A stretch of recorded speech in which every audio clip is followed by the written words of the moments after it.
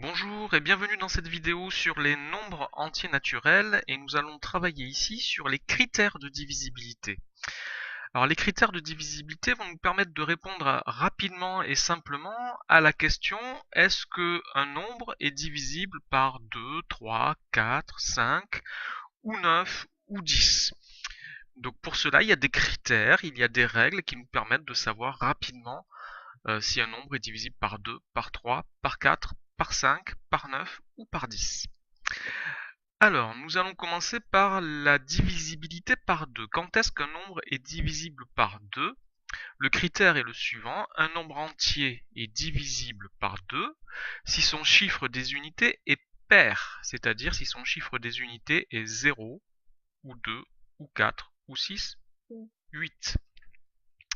Alors par exemple, le nombre 4154 a pour chiffre des unités 4. 4 est un nombre pair, donc 4154 est divisible par 2. Un autre exemple, 357, son chiffre des unités est 7. 7 n'est pas un nombre pair, c'est un nombre impair. 357 n'est donc pas divisible par 2. Critère suivant, critère de divisibilité par 3. Un nombre est divisible par 3 si la somme de ses chiffres est divisible par 3.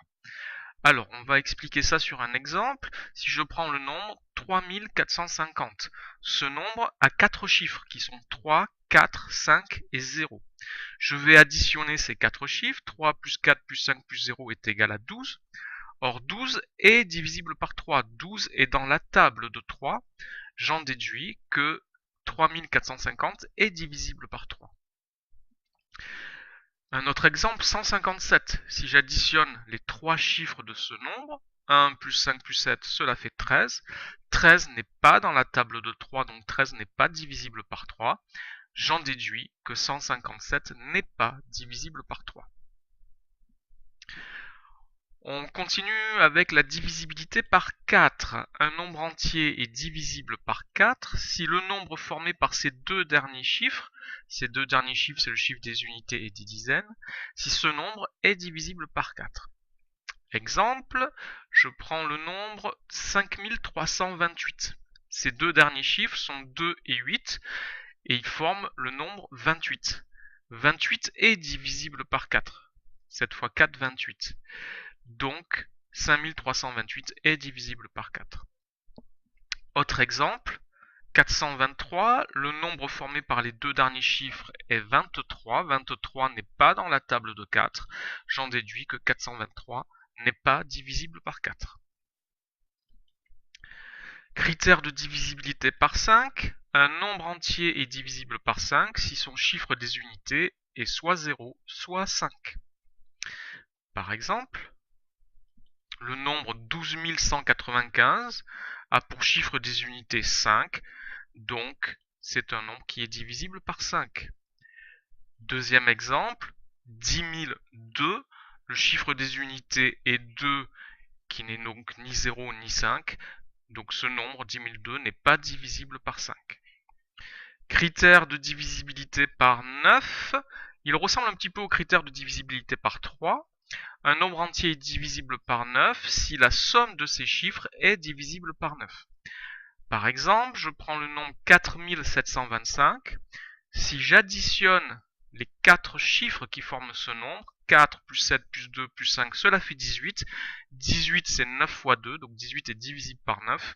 Donc j'en déduis que 4725 est divisible par 9. Si je fais pareil avec 199, j'additionne les 3 chiffres, 1 plus 9 plus 9, cela fait 19. 19 n'est pas divisible par 9, 19 n'est pas dans la table de 9, j'en déduis que 199 non plus n'est pas divisible par 9. Et enfin, le dernier critère que nous allons voir ici, la divisibilité par 10. Un nombre entier est divisible par 10 si son chiffre des unités est 0. Alors ça, déjà, ça nous permet de faire un petit rappel par rapport à deux critères que nous avons vus, les critères de divisibilité par 2 et par 5. Cela signifie que si un nombre est divisible par 10, son chiffre des unités est 0. Et si le chiffre des unités est 0, alors ce nombre est aussi divisible par 2 et par 5. Donc tous les nombres divisibles par 10 sont divisibles aussi par 2 et par 5. Alors si on prend un exemple pour illustrer ce critère, 8950, le chiffre des unités est 0, donc c'est un nombre qui est divisible par 10. Et un contre-exemple, 847, le chiffre des unités est 7, donc ce n'est pas 0, donc ce n'est pas un nombre divisible par 10.